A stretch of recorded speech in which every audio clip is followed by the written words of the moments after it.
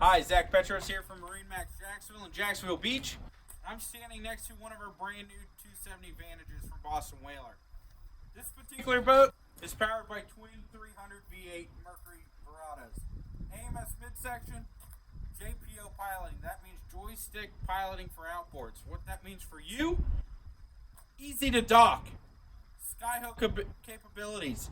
Press a button, rig all your fenders and lines, move in towards the dock. Also with this boat, as you can see, it's got a massive hardtop on it. On the back side of that massive hardtop, you see that blue little rolled up piece of canvas. You go, what's that, Zach? That is an extendable sunshade. Covers your entire rear cockpit. Also on this boat, you've got a premium audio system. All JL audio speakers and amps, Fusion head unit, easy to use, great quality sound. Right next to that Fusion head unit, guess what?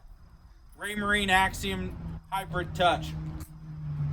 To me, one of the best MFDs in the industry. Super easy to use, easy to navigate, point and touch, zoom out, zoom in, all at the touch of your fingers.